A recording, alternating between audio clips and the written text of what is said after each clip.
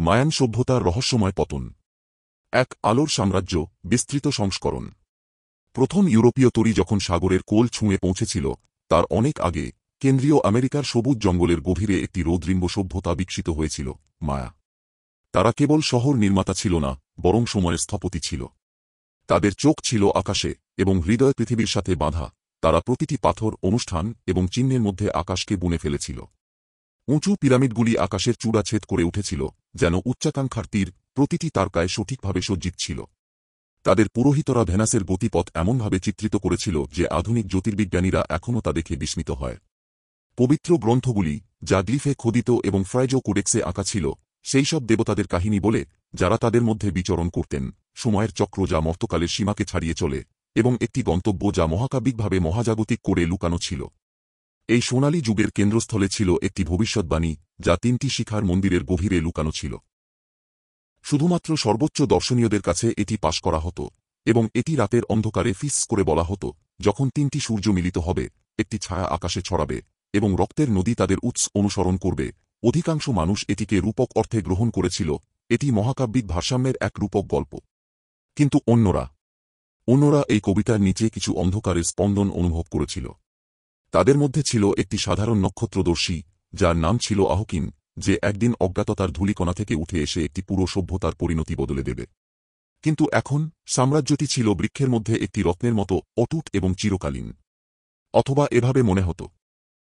তারা পুরোহিতের উদয় সিংহাসন তার নাম জানার আগেই, আহকিন ছিল শুধুই বিদ্বানদের মধ্যে একটি ছায়া, একজন নিম্নবর্ণের নক্ষত্রদর্শী, চুপি চুপি অবসিডিয়ান যন্ত্রপাতি এবং পবিত্র অগ্নি নিয়ে সেলেস্টিয়াল রিদম মন্দিরে কাজ করতেন।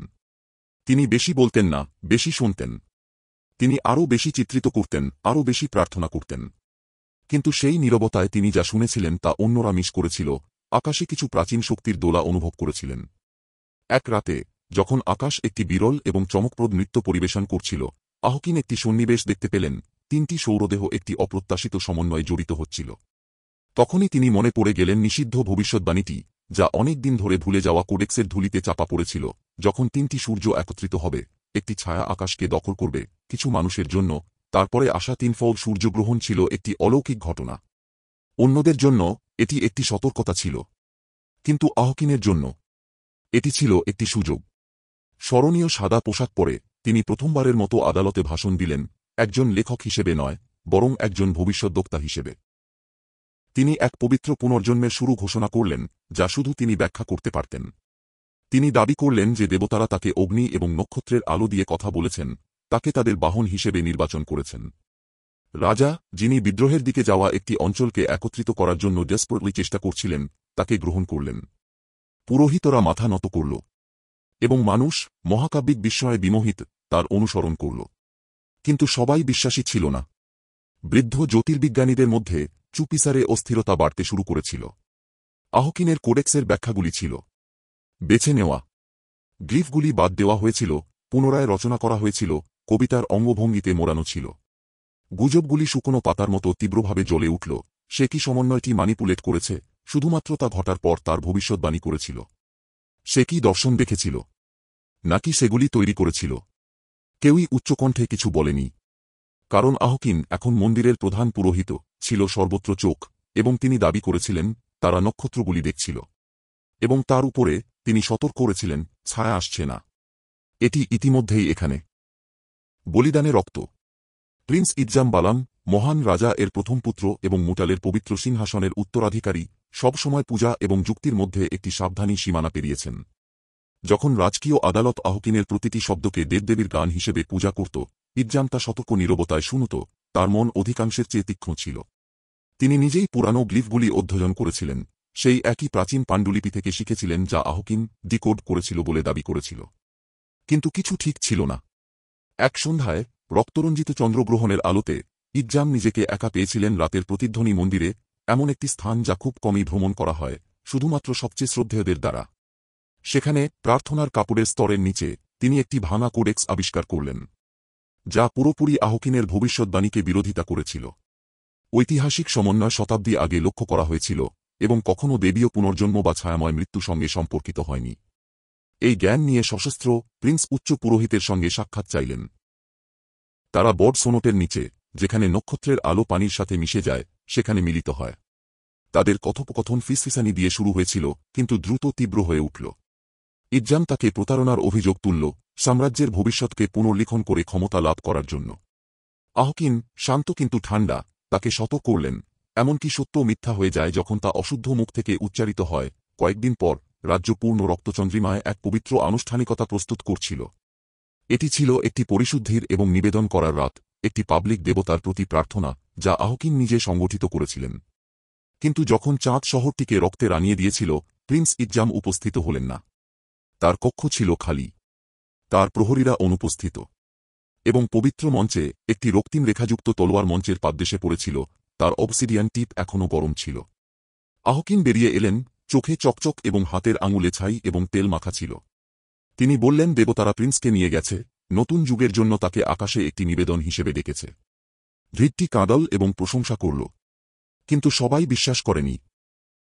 মন্দিরের নীরব কোণগুলিতে ফিসফিসানি গানে গলার চেয়ে বড় হয়ে উঠেছিল, এবং একেবারে থলথনের পাথরের নিচে, এমন করিডোরে যেখানে কোনো পুরোহিত কখনো হাঁটেনি, কিছু একটুও নড়ে উঠেছিল। কাঁটার রানী। যখন প্রিন্স ইজ্জাম রক্তিম চন্দ্রগ্রহণের নিচে অদৃশ্য হয়ে গেলেন, ইয়াক্সমুটালের রাজধানী শহরটি রীতির শোকাবহ হয়ে পড়েছিল। কিন্তু যে নীরবতা পড়ে এসেছিল তা কেবল দুঃখ ছিল না, এটি ছিল অনিশ্চয়তা এবং ভয়। একজন উত্তরাধিকারীহীন রাজ্য ছিল দুর্বল। উত্তর না পাওয়া রাজ্য আরও দুর্বল ছিল। এই শূন্যতায় পা রাখলেন প্রিন্সেস ইক্সচেল বালাম, পতিত প্রিন্সের বোন, মহান রাজার কন্যা, এবং রাজকীয় রক্তরেখার শেষ শিখা।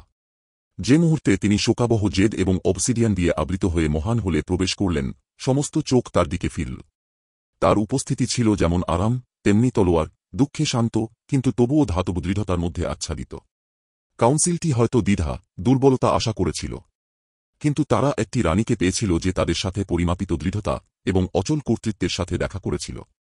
যদিও এখনও তার 20 বছর বয়স, ইক্সচেল অনেক দিন ধরেই রাজকীয় মঞ্চের পেছনে থেকে আদালত দেখছিলেন, শুনছিলেন, অধ্যয়ন করছিলেন, ক্ষমতার ছন্দগুলো মনে রাখছিলেন। তার ভাই ছিলেন সোনালী পুত্র, যোদ্ধা, কূটনীতিক। তিনি ছিলেন তার শিখার নীরব পর্যবেক্ষক, তার শিখার ছায়ায়। কিন্তু সেই ছায়াই তাকে শিখিয়েছিল যেখানে আলো ব্যর্থ হয়েছিল, এবং যেখানে গোপনীয়তা বাস করেছিল। তার মুকুটের দিনে তিনি দেবতাদের প্রতি ঐতিহ্যগত প্রার্থনা বলতে বেছে নেননি। পরিবর্তে তিনি জনগণের কাছে বলেছিলেন, আকাশ তার তারা লুকাতে পারে, জঙ্গল আমাদের মৃতদের গ্রাস করতে পারে, কিন্তু আমি নীরবতা দ্বারা শাসিত হব না। এটি ছিল একটি ঘোষণা এবং একটি সতর্কতা। তার ঐতিহ্যবাহী হাসির পেছনে, তবে, শোক ছিল একরকম ছুরি মতো বাঁকানো। তিনি ইজ্জামকে গভীরভাবে ভালোবাসতেন, শুধু ভাই হিসেবে নয়, এমন একজন হিসেবে যিনি কখনো তাকে এক রাজকীয় হিসেবে নয়, কিন্তু তার মতো সমান মনের একজন হিসেবে দেখেছিলেন। এখন তিনি চলে গেছেন। একটি ভবিষ্যৎবাণী যা তিনি বিশ্বাস করেননি, একজন পুরোহিতের কথায় যে তিনি বিশ্বাস করেননি, এবং তবুও তাকে তার প্রয়োজন ছিল। আহকিন এখন আগের চেয়ে শক্তিশালী, মানুষের হৃদয়, পুরোহিতদের বিশ্বস্ততা এবং আকাশের অনুমোদন পেয়েছিলেন, কমপক্ষে বাইরের দিক থেকে। তাকে প্রকাশ্যে চ্যালেঞ্জ করা অরাজকতাকে আমন্ত্রণ জানাবে।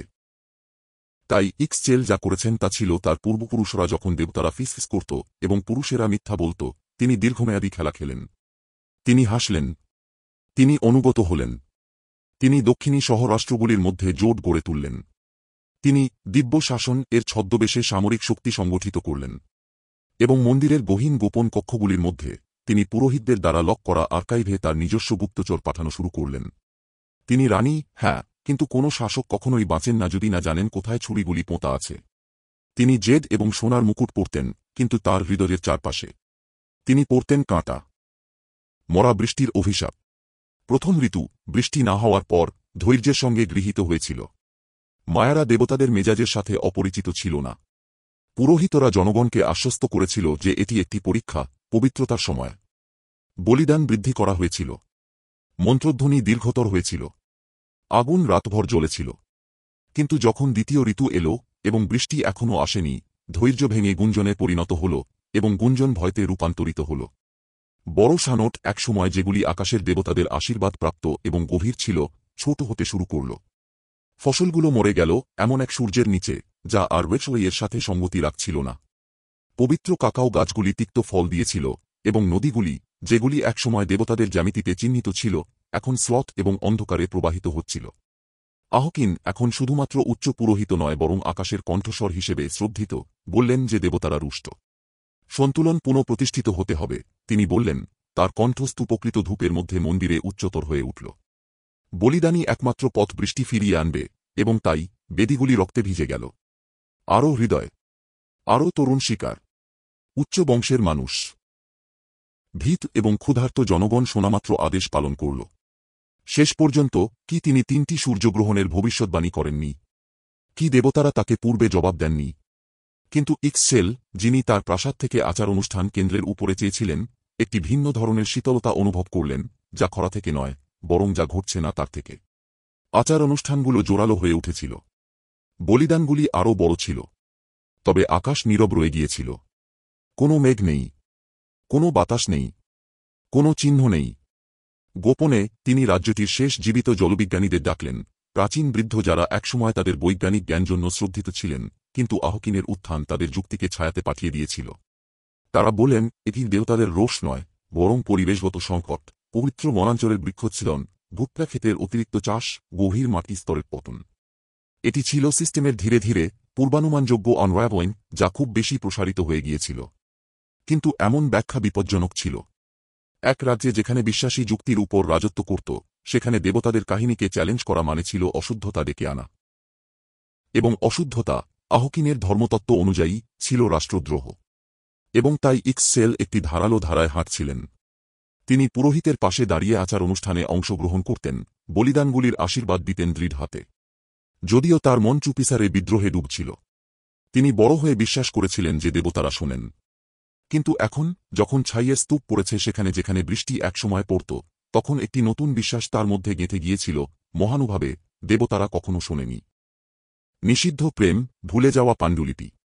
যখন রাজ্য বৃষ্টির জন্য প্রার্থনা করছিল এবং নীরব আকাশে রক্ত নিবেদন করছিল, এক পুরুষ আচার, গাথা এবং মিথ্যা থেকে পালিয়ে গেল। তার নাম ছিল টেকু, একসময় রাজকীয় আর্কাইভে এক জুনিয়র লেখক, এখন পবিত্র কোডেক্সের গ্লিফ পরিবর্তন করতে অস্বীকার করার জন্য একটি ধর্মদ্রোহী হিসেবে চিহ্নিত। চুপচাপ, উজ্জ্বল এবং বিপজ্জনকভাবে কৌতূহলী, সে সব সময় মন্দিরে নয়, বরং ধ্বংসাবশেষে আকৃষ্ট ছিল, যা ভুলে যাওয়া হয়েছে, যা প্রচারিত হয়নি। কেন্দ্রীয় শহর থেকে নির্বাসিত হয়ে দক্ষিণের জঙ্গলের প্রান্তিক স্থানে বাস করতে থাকেন। টেকু তার দিনগুলি পুরানো মানচিত্রের টুকরো অধ্যয়ন করে এবং বৃদ্ধ গ্রামবাসীদের কণ্ঠে গোপনে পাঠানো মৌখিক ইতিহাস শুনে কাটাত। এমন একটি অভিযান চলাকালীন অ্যাকওয়াক্সড অবজারভেটরি যা লতা দিয়ে গিলে ফেলেছিল, সে তেল ছায়ার পাণ্ডুলিপি, একটি ভঙ্গুর, কৃমি খাওয়া দস্তাবেজ, যা একটি মৃত রাজা লিখেছিলেন যার নাম প্রতিটি সরকারি রেকর্ড থেকে মুছে ফেলা হয়েছিল। পাণ্ডুলিপিটি দেবতাদের কথা বলেনি, বরং চক্রগুলির কথা বলেছিল, আবহাওয়ার ছন্দ, বনাঞ্চল উচ্ছেদ, মাটির পতন। এটি বিস্তারিতভাবে বলেছিল কিভাবে পূর্ববর্তী রাজবংশগুলি ভূমিকে তার সীমা পর্যন্ত ঠেলে দিয়েছিল, এমন একটি খরা প্যাটার্নের সতর্কতা দেয় যা যদি সামঞ্জস্য পুনরুদ্ধার না করা হয় তবে ফিরে আসবে। নিচে ফ্যাকাশে হলুদ কালি দিয়ে লেখা ছিল, এই সাপ দেবীও নয়। এটি আমাদের। যদি আমরা পতিত হই, জানিয়ে দাও, তারাগুলি আমাদের অভিশাপ দেয়নি। আমরা নিজেদের অভিশাপ দিয়েছি। টেকু জানত এই সত্য রাজ্যকে ধ্বংস করতে পারে, কিন্তু সে এটি নিজের কাছে রাখতে পারেনি। তাহলে সে তার জীবনের সবচেয়ে বিপজ্জনক সিদ্ধান্তটি নিল। সে অন্ধকারে ঢাকা রেখে যাত্রা করল এবং ইয়াক্সমুটালে নিজের মতো প্রবেশ করল, পুরানো সেবক পথ এবং ভুলে যাওয়া অ্যাকোয়াডাক্ট ব্যবহার করে। এবং চাঁদের টাওয়ারের ছায়াময় কক্ষগুলির মধ্যে সে দাঁড়াল রানী ইক্সচেলের সামনে। তিনি সেই ঠান্ডা শাসক ছিলেন না, যা সে আশা করেছিল। তিনি শুনলেন। তিনি প্রশ্ন করলেন। তিনি পাণ্ডুলিপি 3 বার নীরবে পড়লেন। আর তারপর তিনি হেসে উঠলেন। এটি ছিল বিজয়ের হাসি নয়, কিন্তু এটি ছিল এক অত্যন্ত ভঙ্গুর, ঝাপসা হাসি, একজন এমন ব্যক্তির হাসি যিনি দীর্ঘদিন ধরে আসার কোনো কারণের জন্য অপেক্ষা করেছেন। পরবর্তী কয়েক সপ্তাহে টেকু রানীর ব্যক্তিগত কক্ষে লুকিয়েছিলেন, শুধুমাত্র চাঁদের আলোতে আনা হতো, এক সেবক হিসেবে ছদ্মবেশে।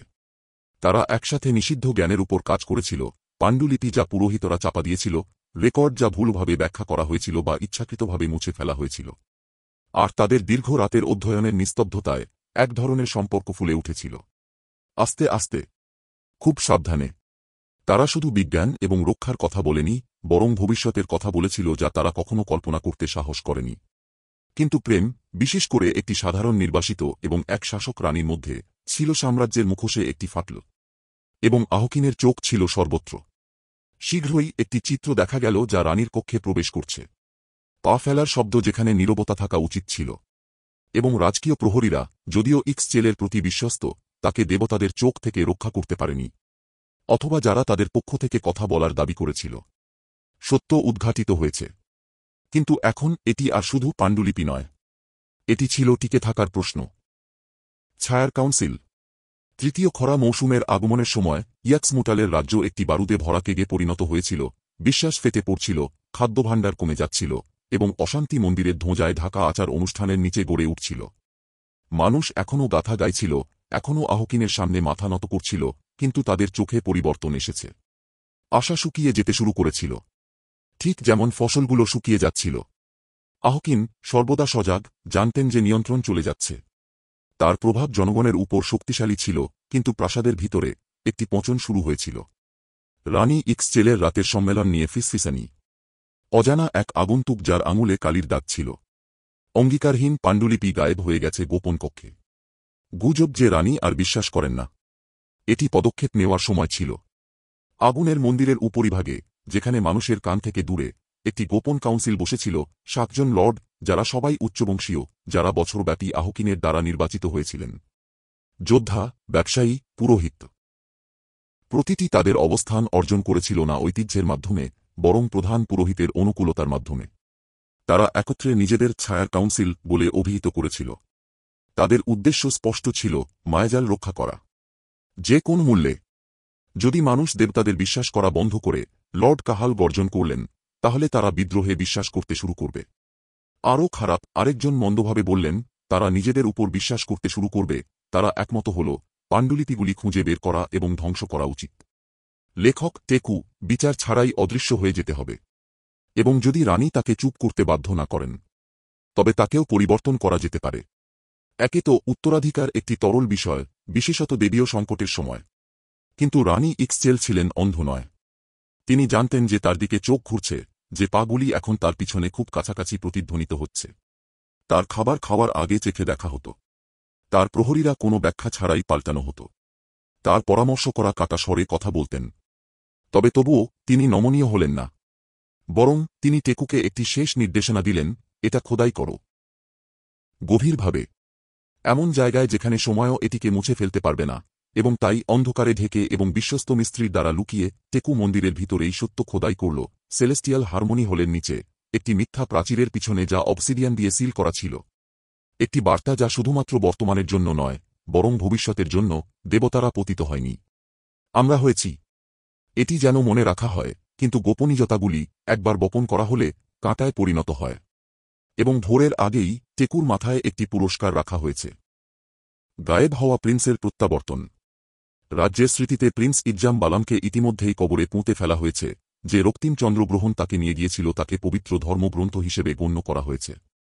তার সম্মানে গান লেখা হয়েছে, মূর্তি স্থাপন করা হয়েছে। কিন্তু তারপরও তার দেহ কখনো পাওয়া যায়নি।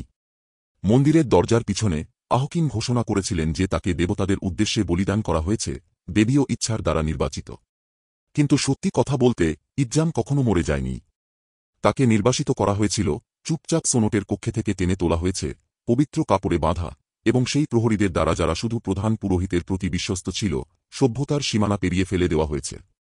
আহকিন তাকে একটি পছন্দ দিয়েছিল, অদৃশ্য হয়ে যাও, অথবা চিৎকার করে মারা যাও। ইজ্জাম বেছে নিয়েছিল চুপ থাকা। বছর ধরে সে পশ্চিমের পর্বতমালার প্রান্তিক স্থানে নামহীনভাবে জীবনযাপন করেছিল, আকাশ লক্ষ্য করেছিল, ব্যবসায়ী এবং শরণার্থীদের কণ্ঠে শুনেছিল, যারা রানীর উত্থান এবং পবিত্রতার ছদ্মাবরণে বাড়তে থাকা অত্যাচারের কথা বলেছিল। সে যা কিছু পেয়েছিল তা সংগ্রহ করেছিল, পুরানো মিত্ররা, পাণ্ডুলিপির টুকরো, গোপনে লুকানো স্কলারদের দ্বারা সংরক্ষিত নিষিদ্ধ রেকর্ড। এবং তৃতীয় খরা মৌসুমের শেষের দিকে, যখন উত্তেজনা নাগরিক পতনের প্রান্তে পৌঁছেছিল, সে ফিরে এসেছিল। এটি ছিল একটি বড় প্রবেশ নয়। সে একটি চন্দ্রোৎসবের সময় পৌঁছেছিল, ছেঁড়া পোশাকে ঢাকা, মন্দিরের ভিড়ের মধ্যে অদৃশ্য হয়ে গিয়েছিল যতক্ষণ না সে তার নামে স্থাপিত অবসিডিয়ান মূর্তির নিচে দাঁড়ায়। সেখানে তার নিজের প্রতিরূপের সোনালী মাস্কের উপর মশালের আলো জ্বলতে থাকলে, সে তার হুডটি ফিরিয়ে দিয়ে ঘোষণা করেছিল, আমি শহীদ নই। আমাকে কখনো বলি দেওয়া হয়নি। আমাকে চুপ করিয়ে দেওয়া হয়েছিল। মঞ্চ থেমে গেল। প্রধান পুরোহিতের আচ্ছাদিত সহকারী ভ্রুকুটি করে তাকিয়ে রইল। ভিড়টি বিভ্রান্ত তরঙ্গের মতো ফিসফিস করতে লাগল। এবং তারপর রানী ইক্সচেল এলেন, শব্দের দিকে আকৃষ্ট হয়ে, সেই মুখটি খুঁজে পেলেন যা তিনি অনেক বছর ধরে দেখেননি, এখন আরও বয়স্ক, পাতলা, নির্বাসন এবং বাঁচার চিহ্নে খোদিত। কিন্তু এটা ছিল সে, তার ভাই। চোখের পেছনে থাকা লোহা বাঁধন ভেঙে পড়তে যাচ্ছিল, কিন্তু সে শক্ত হয়ে দাঁড়াল। প্রমাণ করো, তিনি বললেন, তার কণ্ঠে স্থিরতা ছিল। সে প্রমাণ করল। তার চাদরের নিচ থেকে সে এমন পাণ্ডুলিপি বের করল যা রাজকীয় সিল দিয়ে চিহ্নিত, তার ব্যক্তিগত নক্ষত্রতত্ত্বের চার্ট, তার অদৃশ্য হওয়ার এক রাত আগে তারিখ করা। আরও কিছু, একটি স্বীকারোক্তি যা একটি প্রাক্তন প্রহরী স্বাক্ষরিত করেছিলেন, যিনি নির্বাসনে মারা গিয়েছিলেন, আহকিনকে মিথ্যাচারের পরিকল্পনাকারী হিসেবে চিহ্নিত করেছিলেন। রানী মন্দিরের সিঁড়ির দিকে ফিরে তাকালেন, যেখানে আহকিন, রাজকীয় এবং অচল, দাঁড়িয়েছিলেন, যেন চাঁদের আলো এবং অহংকার থেকে গড়া একটি মূর্তি। দেবতারা কি সত্যকে ভয় পায়? প্রধান পুরোহিত তিনি জিজ্ঞেস করলেন। দেবতারা, তিনি ঠান্ডা কণ্ঠে উত্তর দিলেন, বাধ্যতা দাবি করে। এবং বাধ্যতা প্রশ্ন করে না, কিন্তু ভিড় আর তাকে শোনাচ্ছিল না। যে গাথাগুলি একসময় মঞ্চ পূর্ণ করেছিল তা চুপ হয়ে গিয়েছিল। কিছু গভীরভাবে জনগণের হৃদয়ে শিকড় নিচ্ছিল, একটি হিসাব। প্রিন্সের প্রত্যাবর্তন শুধুমাত্র একটি অলৌকিক ঘটনা ছিল না, এটি ছিল একটি ভানন। এবং যখন নক্ষত্রগুলি তাদের ওপর ঘুরছিল, ইজ্জাম তার কণ্ঠ আবার তুলে ধরল, তোমরা একটি মিথ্যাকে পূজা করছ। কিন্তু মিথ্যাগুলি আগুনকে ভয় পায়। এবং আমি আগুন নিয়ে এসেছি, যুদ্ধ আর প্রশ্ন ছিল না। এটি ইতিমধ্যেই শুরু হয়ে গিয়েছিল। মন্দিরগুলোতে আগুন। আকাশ কোনো চিহ্ন দিল না, কোনো পূর্বাভাস, কোনো বৃষ্টি, শুধু ধোঁয়া। প্রিন্স ইজ্জামের প্রত্যাবর্তনের পরবর্তী সপ্তাহগুলোতে সাম্রাজ্য একেবারে বিশৃঙ্খল হয়ে পড়েছিল। যা শুরু হয়েছিল ফিসফিসানি দিয়ে, তা পরিণত হল মিছিলের মধ্যে। মন্দিরগুলো, যেগুলো একসময় প্রশংসাসূচক গাথায় পূর্ণ ছিল, এখন চিৎকারে ভরে উঠেছিল। আহকিনের প্রতি বিশ্বস্তরা তাদের পবিত্র শহরগুলোকে আগুন এবং অবসিডিয়ান দিয়ে রক্ষা করেছিল। কিন্তু জঙ্গলের অন্য প্রান্তে, মশালগুলো উত্তেজনার সঙ্গে উত্থিত হয়েছিল, চাষি, পণ্ডিত, এমনকি প্রাক্তন সৈন্যরা যারা একসময় দেবতাদের জন্য রক্ত দিয়েছিল। তারা আর প্রার্থনা করত না, তারা বিদ্রোহ করেছিল। রাজ্য দুটি শক্তিতে বিভক্ত হয়ে গিয়েছিল, যারা এখনও দেবীয় বাণী অনুসরণ করেছিল এবং যারা এখন জীবন্ত সত্যে বিশ্বাস করত। মধ্যখানে দাঁড়িয়েছিল রানী ইৎসচেল, রক্ত এবং সিংহাসন দুইয়ের মধ্যে বিভক্ত। তার ভাই, যাকে একসময় হারিয়ে গিয়েছিল মনে করা হয়েছিল, এখন প্রতিরোধের নেতৃত্ব দিচ্ছিল, শুধুমাত্র সত্যের ভার বহন করছিল না, বিশ্বাসঘাতকতার ক্রোধও বহন করছিল। তবুও সে বলদে শক্তি গ্রহণ করতে অস্বীকার করেছিল। সে ন্যায়বিচার দাবি করেছিল, প্রতিশোধ নয়। তার শাসন করুন, সে তার অনুসারীদের বলেছিল, কিন্তু তাকে পথ বেছে নিতে দিন। কিন্তু আহকিন, চাতুর্যপূর্ণ, ইতিহাস তার হাত থেকে চলে যেতে দিতে প্রস্তুত ছিল না। তিনি তার মন্দির, 3টি শিখার মন্দির এর অভ্যন্তর থেকে চূড়ান্ত কাজ আহ্বান করেছিলেন, একটি আচার যা বলা হয়েছিল দেবীয় রাগ ডেকে আনে, যা একমাত্র তখনই পালিত হয়েছিল যখন একটি রাজবংশ ধ্বংস হয়ে যায়। এটি প্রয়োজন ছিল একটি চূড়ান্ত নিবেদন, মুকুটের হৃদয়। তার বার্তা ছিল স্পষ্ট, ইৎসচেলকে বলিদান করা উচিত। কিন্তু রানী ইতিমধ্যে তার সিদ্ধান্ত নিয়েছিল। সে তার ভাইয়ের সঙ্গে তাদের শৈশবের প্রাসাদের ধ্বংসাবশেষে মিলিত হয়েছিল, তাদের পিতার অভিষেকের চিত্রকলার নিচে। তার বর্ম ছিল আনুষ্ঠানিক, কিন্তু তার তলোয়ার ছিল ধারালো। যদি আমি পড়ে যাই, তাহলে তা আমার পায়ে পড়ুক।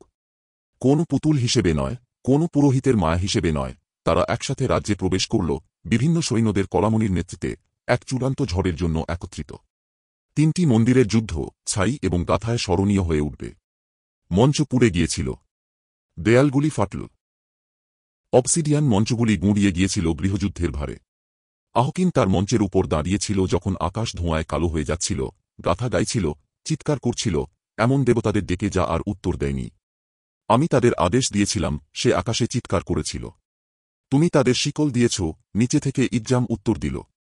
এবং চূড়ান্ত সংঘর্ষে, এটা ছিল না একটি তলোয়ার যা যুক্তির সমাপ্তি ঘটাল। এটি ছিল নীরবতা। কারণ যখন আহকিন তার বাহু আকাশের দিকে এক শেষবার উঁচু করেছিল, চাঁদ গ্রহণ করেছিল। ভিড় তাদের হাঁটুতে পড়ে গিয়েছিল, আগুনের প্রত্যাশায়, বজ্রপাতের কিছু। কিন্তু কিছুই আসেনি। কোনো কণ্ঠস্বর, কোনো দর্শন, কোনো দেবীয় ক্রোধ। শুধু বাতাস, শীতল, শুষ্ক এবং শূন্য। এবং প্রজন্মের মধ্যে প্রথমবার মানুষ উপলব্ধি করল, দেবতারা চলে গিয়েছিল। নক্ষত্রে লেখা এক প্রতারণা। যখন ধোঁয়া পরিষ্কার হল এবং চিৎকার থামল, এক সময়ের শক্তিশালী মায়ান সাম্রাজ্য ধ্বংসাবশেষে পরিণত হল। যে মন্দিরগুলি শতাব্দী ধরে দাঁড়িয়েছিল তা আর কেবল পাথরের কঙ্কাল ছিল। জঙ্গল যা চুরি হয়ে গিয়েছিল তা পুনরুদ্ধার করতে শুরু করল। এবং মানুষ যারা বেঁচে ছিল চুপচাপ দাঁড়িয়ে রইল, শোক করতে নয় বরং জাগ্রত হতে। প্রধান পুরোহিত আহকিন চলে গিয়েছিলেন। তার দেহ কখনো পাওয়া যায়নি। কেউ কেউ দাবি করেছিল যে তাকে সেই দেবতারা গিলে ফেলেছে যাদের জন্য সে একসময় কথা বলত। অন্যরা ফিসিস করেছিল যে সে পর্বতগুলোর দিকে পালিয়ে গিয়েছিল, নীরবতায় পাগল হয়ে একটি আকাশে গাথা গাইছিল যা আর উত্তর দিচ্ছিল না। রানী ইক্সচেলো কল্পকাহিনীতে পরিণত হয়েছিল। সর্বশেষ তাকে তার শৈশবের পুড়িয়ে দেওয়া বাগানে পায়ে হেঁটে যেতে দেখা গিয়েছিল, তার মুকুট তার ভাইয়ের আগুনে পোড়াতে অস্বীকার করা মঞ্চে ফেলে রেখে। কিন্তু ইতিহাস, যেমনটা সর্বদা হয়, উত্তরগুলির চেয়ে আরও বেশি প্রশ্ন রেখে গেছে। বছরগুলি চলে গেল। প্রজন্মগুলি পরিবর্তিত হল। জঙ্গল ঘন হয়ে উঠল, মন্দিরগুলোকে পুরোপুরি গিলতে লাগল। সময় সত্যটিকে লতার মধ্যে এবং নীরবতায় পুঁতে ফেলেছিল। পৃথিবী আগিয়ে চলেছিল। যতক্ষণ না আধুনিক যুগে একটি আন্তর্জাতিক পুরাতাত্ত্বিক অভিযান এলআইডিআর প্রযুক্তি নিয়ে উত্তর গুয়াতেমালার ঘন অরণ্য স্ক্যান করেছিল এবং এমন কিছু আবিষ্কার করেছিল যা 1000 বছর ধরে কোনো মানুষের চোখ দেখেনি। একটি বিশাল গোপন শহর, সম্পূর্ণ পাড়া, রাস্তা, পর্যবেক্ষণাগুলি এবং একটি বিশেষ মন্দিরের নিচে একটি সিল করা কক্ষ, অস্পর্শিত। ভিতরে পাথরে খোদাই করা ছিল একটি বার্তা যা 3টি ভাষায় লেখা ছিল, নক্ষত্রগত চিত্র, পৌরাণিক চিহ্ন এবং কিছু অদ্ভুত গণিত। এটি ছিল টেকুর খোদাই করা কাজ। সংরক্ষিত। অপেক্ষা করছিল। এটি কোনো দেবীয় পতন ছিল না। এটি পরিকল্পিত ছিল। একটি অভিবাসন যা পৌরাণিক কাহিনীর আড়ালে লুকানো ছিল। মৃত্যু থেকে পালাতে নয়, কিন্তু সত্য সংরক্ষণ করতে। সেই কক্ষে পুরাতত্ত্ববিদরা একটি গোপন সেক্টর সম্পর্কে রেকর্ড আবিষ্কার করেছিল, যারা সেই পতন আসার বহু বছর আগে তার পূর্বাভাস দিয়েছিল। তারা ভবিষ্যদ্বক্তা ছিল না, বরং বিজ্ঞানী ছিল। তারা জানত যে খরা আবার আসবে। তারা জানত যে মাটি ব্যর্থ হবে। এবং তারা জানত যে পুরোহিতরা ক্ষমতায় মত্ত কখনোই সেই সত্য জনগণের কাছে পৌঁছাতে দেবে না। তাহলে তারা তাদের জ্ঞান লুকিয়ে রেখেছিল। তারা অদৃশ্য হয়ে গিয়েছিল। বলপূর্বক নয়, পরিকল্পনার মাধ্যমে। সম্পূর্ণ শহরগুলি আধ্যাত্মিক উত্থান এর ছদ্মবেশে খালি করা হয়েছিল। জনসংখ্যা কোডেড নক্ষত্র মানচিত্রের মাধ্যমে পরিচালিত ছিল, পতনের কেন্দ্রস্থল থেকে দূরে। দেবীয় শাস্তির পৌরাণিক কাহিনী তৈরি করা হয়েছিল এক কভার গল্প হিসেবে, অস্পষ্ট ব্যাখ্যা দেওয়ার জন্য, যারা বেঁচে ছিল তাদের রক্ষা করার জন্য, যারা পিছনে থেকে গিয়েছিল তাদের দ্বারা অত্যাচারের হাত থেকে। চূড়ান্ত প্রতারণাটি দেবতাদের দ্বারা নয় ছিল। এটি ছিল তাদের দ্বারা, যারা তাদের পক্ষ থেকে কথা বলার দাবি করেছিল। মায়াদের পতন ছিল না একটি ভাগ্যবাদের রহস্য, না আকাশের শাস্তি। এটি ছিল একটি যত্নসহকারে সংগঠিত মিথ্যা, যা সত্যকে ক্ষমতা থেকে রক্ষা করার জন্য এবং ক্ষমতাকে সত্য থেকে রক্ষা করার জন্য তৈরি করা হয়েছিল। এবং যখন জঙ্গল নতুন মেশিনের গুঞ্জন এবং ক্যামেরার ফ্ল্যাশের সাথে প্রতিধ্বনিত হচ্ছিল, একটি চূড়ান্ত খোদাই করা বার্তা আলোর মধ্যে ধরা পড়েছিল, যদি তোমরা এটি পাও, তাহলে জানো দেবতারা ফিরে এসেছে। এবং আমরা তারা পর্যবেক্ষণ করছি।